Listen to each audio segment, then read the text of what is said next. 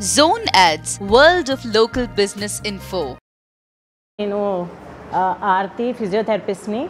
ఈరోజు మెయిన్గా నేను ఏం టాపిక్స్ కవర్ చేస్తున్నానంటే, ఒకటి మీరు ఉండే పోస్చర్, అంటే డ్యూరింగ్ ప్రెగ్నెన్సీ అసలు ఎలా కూర్చోవాలి, ఎలా నించోవాలి, ఎలా పడుకోవాలి అని ఎంతోమంది ఎన్నో చెప్తుంటారు. సో ఒక కన్ఫ్యూజన్ అనేది క్రియేట్ అవుతుంది మీ దాంట్లో. సో ఏం చేయాలి ఆ టైంలో, అంటే ఎలా ఉండాలి, పోస్చర్ అనేది మనకి ఎలా ఉండాలి, అదొకటి. ఇంకొకటి, ఏమేమి నొప్పులు వస్తాయి, ఎందుకు వస్తాయి, బ్యాక్ పెయిన్ అనుకోండి, ప్యూబిక్ పెయిన్ అనుకోండి, టేల్ బోన్ పెయిన్ అనుకోండి, ఇవన్నీ పెయిన్స్ వస్తాయి. అవి ఎందుకు వస్తాయి, దానికి మనం ఏం ట్రీట్మెంట్ చేసుకోవాలి, ఇవి నేను కవర్ చేసే పాయింట్స్. ఇంకొకటి డైట్, అండ్ ఎలా మనము గ్రాడ్యువల్గా వెయిట్ ఇంక్రీజ్ అవ్వాలి, ఇవన్నీ నేను చెప్తాను, అంటే దీనికి కారణం. సో ఫస్ట్ థింగ్ ఏంటంటే పొజిషన్స్. మనము ప్రెగ్నెంట్ తర్వాత నేను ఇలా కూర్చోవచ్చా, ఇలా వంగొచ్చా అని అలాంటి క్వశ్చన్స్ ఉంటాయి. సో డ్యూరింగ్ ప్రెగ్నెన్సీ, అంటే వన్స్ మనకు 4th మంత్ తర్వాత కొంచెం పొట్ట రావడం స్టార్ట్ అవుతుంది, అప్పుడు ఎలా వంగాలి, కింద ఏదైనా పడితే ఎలా వంగాలి, ఆ పొజిషన్స్ మీకు నేను చూపిస్తాను.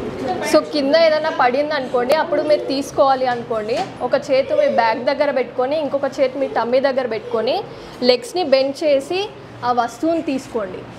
లేదు మీకు పక్కన ఏదైనా సపోర్ట్ లాగా ఉంది అనిపిస్తే, చైర్ కానీ టేబుల్ కానీ, దాన్ని ఒక చేతితో పట్టుకొని ఇంకో చేతి బ్యాక్ దగ్గర పెట్టుకొని సేమ్ బెండ్ అయ్యి ఆ వస్తువుని తీసుకొని మెల్లిగా అలానే లేవడానికి ట్రై చేయండి. అప్పుడు మీకు ఎక్కువగా నొప్పులు రాకుండా ఉంటాయి. అది బెండింగ్ పోస్చర్. అదే మనం రాంగ్ పోస్చర్ అంటే ఇలా వంగుతారు, లేదు అంటే ఒక కాలు ఇలా ముందు పెట్టి ఇలా వంగుతారు, అది రాంగ్. ఒక SI జాయింట్ అంటాం వెనకాల, మనకి ఆ జాయింట్ మీద ఎక్కువ వెయిట్ పడుతుంది. సో అందుకే ఎప్పుడైనా మనం మోకాలు వంచి తీసుకోవాలి ఏదైనా తీసుకున్నాం. దట్టు ఇది ప్రెగ్నెంట్ ఉమెన్ అనే కాదు, ఎవరికి బ్యాక్ పెయిన్ ఉన్నా సరే, లైక్ ఎల్డర్, కొంచెం ఏజ్ అయినా 40-50 ఏజ్ ఉన్న వాళ్ళు కూడా అలా తీసుకుంటేనే మనకి బ్యాక్ మీద లోడ్ పడకుండా ఉంటుంది. ఇంకోటి సిట్టింగ్ పోస్చర్, ఎలా కూర్చోవాలి అంటే ఇప్పుడు మనం కూర్చున్నప్పుడు సేమ్ అలానే ఏదైనా ఒక చేత్తోని సపోర్ట్ తీసుకోండి, అండ్ బ్యాక్ కూడా ఇంకొక చేతి పెట్టుకొని మెల్లిగా ఇలా కూర్చోవాలండి. అండ్ లెగ్స్ ఇలా చాపుకొని ఇలా పెట్టి కూర్చోవాలి. అండ్ ఒక చిన్న స్టూల్, ఎందుకంటే యూజువల్గా డ్యూరింగ్ ప్రెగ్నెన్సీ కానీ ఆఫ్టర్ ప్రెగ్నెన్సీ కానీ కాళ్ళకు వాపులు వచ్చే ఛాన్స్ ఎక్కువ ఉంటాయి. సో అందుకే కొంచెం స్టూల్ వేసుకొని ఆ స్టూల్ మీద పెట్టుకొని కూర్చోవాలి. This is a proper position, కూర్చునే పొజిషన్. అండ్ ఒకవేళ ఇన్ కేస్ ఎప్పుడైనా మీరు వెళ్ళి ఎక్కువసేపు నించోవాల్సి వస్తే కొంచెం కాలు వైడ్గా పెట్టుకొని ఒక హ్యాండ్ పొట్ట మీద, ఒక హ్యాండ్ బ్యాక్ మీద ఇలా నించోవాలి. యూజువల్గా లాంగ్ స్టాండింగ్ అవాయిడ్ చేయడమే బెటర్, ఎందుకంటే బికాజ్ ఆఫ్ ఎడిమా అంటే కాళ్ళ వాపులు, DVT అంటాము, తర్వాత వారికోస్, ఇవన్నీ రాకుండా ఉన్నాయంటే యూజువల్గా లాంగ్ స్టాండింగ్ అవాయిడ్ చేయండి. ఒకవేళ ఎక్కువసేపు ఒక 5 minutes 10 minutes నించోవాల్సి వస్తే, బ్యాక్ మీద ప్రెషర్ పడొద్దు అంటే ఇలా నించోవాలి. ఓకే, లైన్ పోస్చర్ అంటే ఇక్కడ బెడ్ లేదు. అండ్ మెయిన్గా మెట్లు ఎక్కేటప్పుడు మనకి ఇలా టమ్మీతో ఎక్కితే SI జాయింట్ అంటాం, అంటే వెనకాల ఈ జాయింట్ మీద ప్రెషర్ పడే ఛాన్స్ ఉంటుంది. ఇలా ఇక్కడ పెయిన్ అంటారు కదా, అదే మేడం చూపిస్తారు. నార్మల్గా ఇలా ఉంటారు పొజిషన్ ప్రెగ్నెంట్ పేషెంట్స్. సో మనం అలాగే ఎక్కితే టేల్ బోన్ పెయిన్ అంటాం, ఇది టేల్ బోన్ పెయిన్.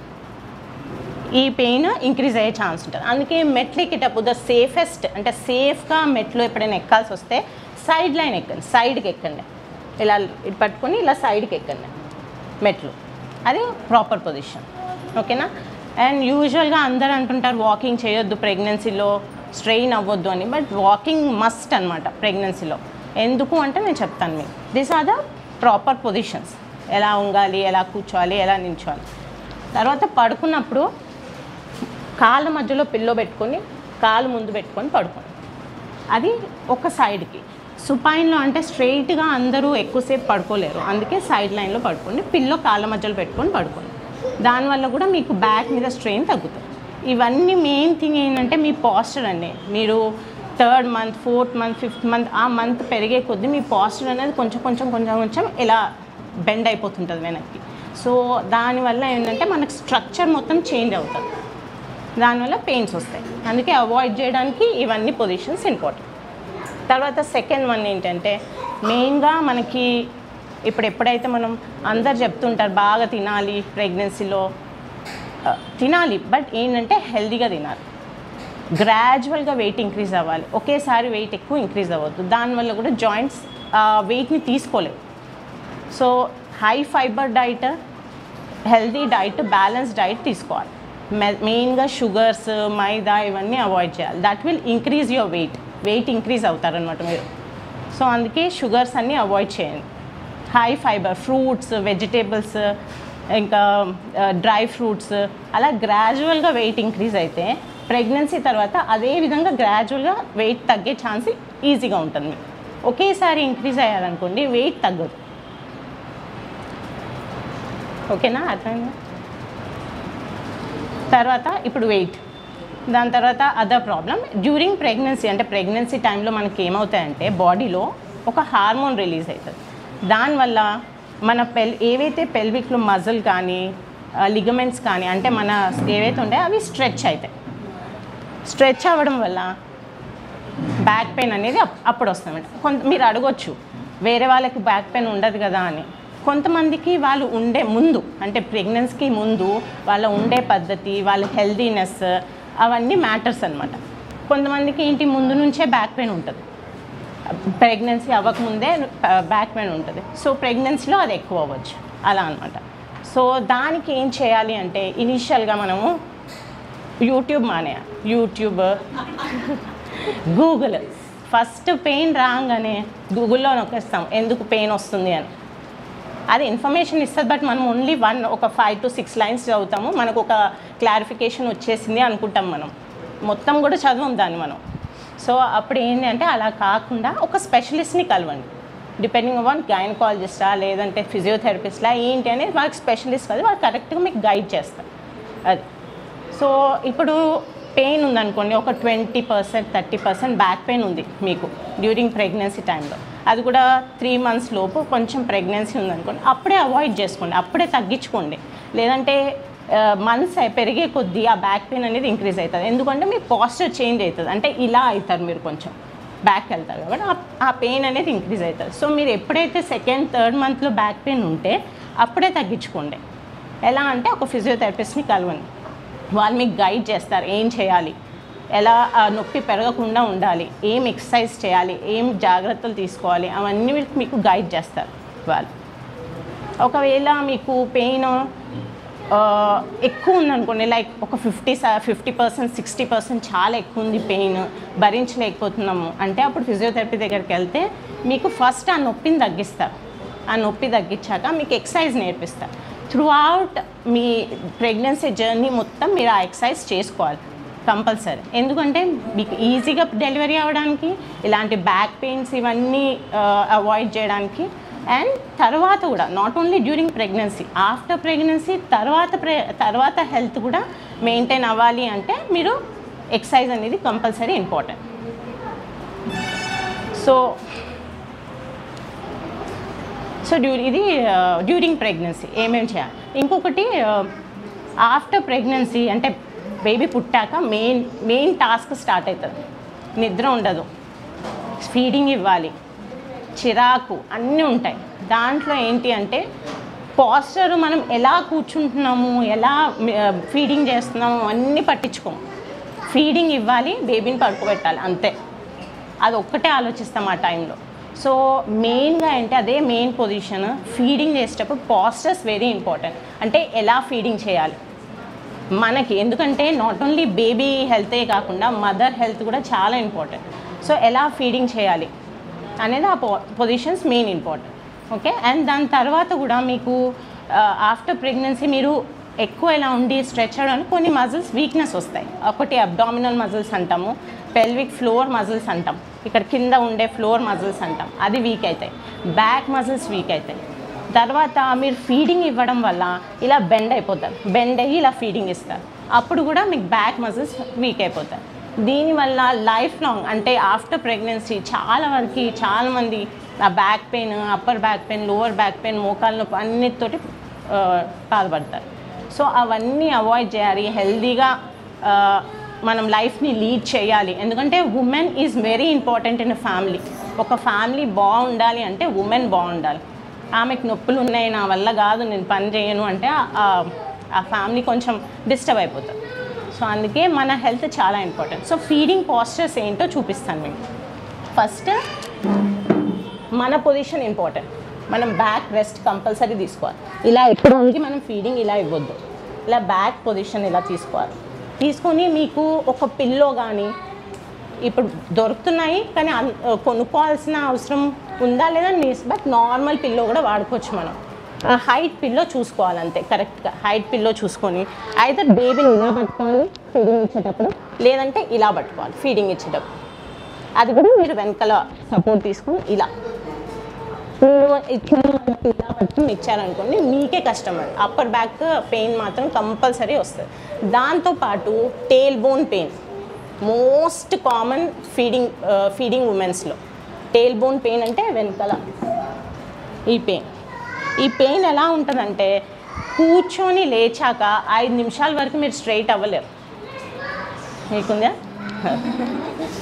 మీరు కూర్చొని ఫీడింగ్ ఇచ్చిన తర్వాత 5 నిమిషాలు కొంచెం ఇలాగే వంగి కొంచెంగా స్ట్రైట్ అవుతారు.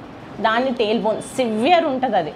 ఎందుకంటే యాజ్ అ మదర్ నేను కూడా అది ఫేస్ చేసా కాబట్టి చెప్తున్నాను మీకు. సో ఏంటంటే అది ఎందుకు అంటే మనము ఎలా అంటే మార్నింగ్ నుంచి నైట్ వరకు ఎప్పుడు బేబీ లేస్తుందో వాళ్ళకి ఫీడ్ ఇవ్వాలి, నైట్ మధ్యలో కూడా ఫీడ్ ఇవ్వాలి లేచి. సిట్టింగ్ అనేది మ్యాక్సిమం పోస్చర్ అయిపోతుంది మనకు ఆ టైంలో. సో ఏమవుతుందంటే ఈ పోస్చర్ మనం ఒకవేళ మనం మెయింటైన్ చేస్తే ఆ టేల్ బోన్ పెయిన్ రాకుండా ఉంటుంది. ఒకవేళ ఇన్ కేస్ వచ్చింది అనుకుంటే అప్పుడు ఒకసారి వెళ్ళండి. ఎందుకంటే దాన్ని సివియర్గా ఉన్నప్పుడే మనం ట్రీట్ చేసుకుంటే తర్వాత ఇప్పుడు టేల్ బోన్ ఒక్కటే అనుకుంటాం మనం, తర్వాత ఏమవుతుంది బ్యాక్కి వస్తుంది, మోకాలు నొప్పి వస్తుంది, అన్నీ వస్తాయి అన్నమాట. సో ఫస్టే టేల్ బోన్ని మనము ట్రీట్ చేసుకుంటే మనం హ్యాపీగా ఉండగలుగుతాం. మనకు చిరాకు ఆ పెయిన్ తోటి మనము చిరాకు అయిపోతాం ఫీడ్ ఇవ్వడం పక్కన అయితే. సో అది మెయిన్ పోస్చర్ మనకు. ఇంకొకటి లైన్ పోస్చర్, సైడ్ లైన్లో కూడా మీరు ఫీడింగ్ ఇవ్వచ్చు, అది మెయిన్ పోస్చర్. సో ఇవి మీరు కొంచెం పాటిస్తే ఏమవుతుందంటే డ్యూరింగ్ ప్రెగ్నెన్సీ ఆఫ్టర్ ప్రెగ్నెన్సీ పక్కన పెడితే దాని తర్వాత కూడా మీరు లైఫ్ బ్యాక్ పెయిన్ తోటి అప్పర్ బ్యాక్ లోవర్ బ్యాక్ మోకాల నొప్పులతో అవన్నీతోటి కొంచెం మీరు దూరంగా ఉంటారు. అదే సో మెయిన్ పాయింట్స్ ఏంటంటే ఫస్ట్ థింగ్ హెల్తీగా తినండి.